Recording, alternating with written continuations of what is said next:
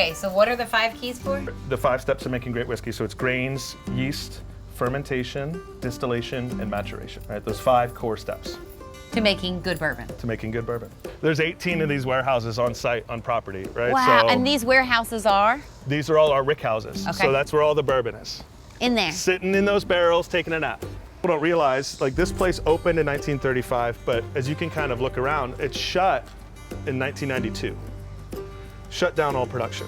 Okay. And it wasn't until 2015 that we started making any whiskey back on site.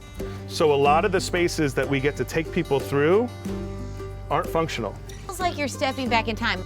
This was the fill house. And So- the barrels would have gone along here? Yeah, so right here, these 2 would have been open windows. And Okay. so the new cooperage, or the new barrels, right? Those new charred American oak barrels are gonna show up right here. Okay. They're gonna roll them off the truck. Anywhere you see these little tracks, right? You can Yeah. imagine, you can see a barrel would fit right on top of them. Exactly. They'd roll And then down. roll down it. And then this was a conveyor that would take them all the way down here. No way! And you can see the barrels down there. Yeah, exactly. So the progressive tour gives us that opportunity to taste in the spaces. So the first one we've got, cheers. Cheers. This is the I.W. Harper Cabernet Cask Reserve. Okay, so it is then aged in a cab Yes. barrel that has had wine in it. Yes. Okay.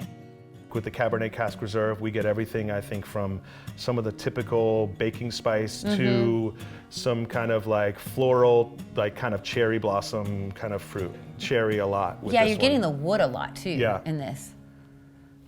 So we said this was the fill house. Yep. So the new barrels came in over there, they roll down this conveyor, and then they're filled right here. Because the tanks were right on the other side. Exactly. Yeah.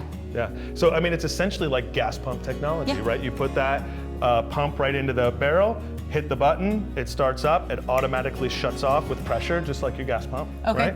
right? Take it out, hammer the bung in, and roll it on its way. That's so cool. What is so amazingly cool, right? These papers, that's someone practicing the stamp that goes on the barrel onto this old file folder. No way. Right? So It's just so, it feels like you are literally getting picked up and then dropped back into a space. yeah, back in time. I love it. There's probably a crew of 5 to 6 people that worked here Yeah. at the time. And as the decline of brown spirits happened, the actual workers of this facility were writing down some of the most important moments in their lives on the wall. Like that last barrel. Yeah, quality that's the most bourbon important one. Drawn off 7/2/92. Right? It was the last barrel of quality bourbon drawn off here at Stitzel-Weller before it was amazing. reopened. This is beautiful. You have to, as a whiskey maker, try to predict what at least 4 years ahead what people are drinking. At It's least tough. 4 years. At least 4 years. Okay. There's no immediacy in bourbon. Yeah. So sometimes you may make a whiskey that never actually makes it. Demand might be low, might be Yeah. too high, or it just doesn't fit. And so when that happens, the Orphan Distilling Company gets to adopt those barrels, and we find something to do with them. So Scarlet Shade is a 14-year-old straight rye whiskey, made in Indiana, barrels most recently resting here at Stitzel-Weller. Very smooth. Yeah. Anytime you're dealing with over 7 years Yeah. when it comes to the whiskey world, the tannin creates that astringency and softness, Yeah. right? And it really helps with that finish. Yeah, it feels like butter in your mouth. It just sits at the back of your palate and just stays there.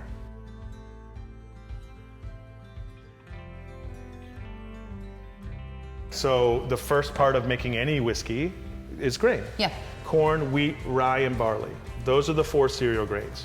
You'll notice right there, the corn is a whole lot bigger than everything else because bourbon's got to be at least 51% corn. Okay. Our grain mill is going to break up those grains, and then we're going to boil it.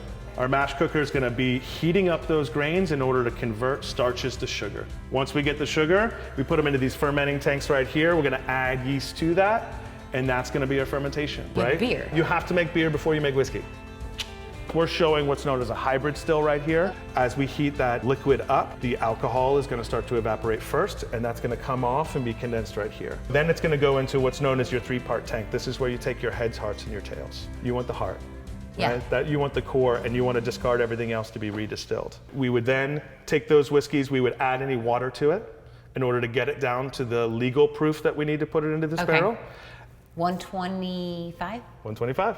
You got it. No higher than 125 to go into any new charred oak barrel. So then this will now get aged in one of our rick houses, or one of your rick houses. They can be yours. My rick houses. For 4 years. At least 4 years, yeah. And there's a huge range there, right? Blade and Bow Kentucky Straight Bourbon, the youngest whiskey going into our mingling process, is going to be at least 6 years old. So Blade and Bow Kentucky Straight Bourbon, it's inspired by this place. Right? A lot of what this place is about is preservation of these stories and history, and that transfers into the way we make the whiskey. Cheers to that.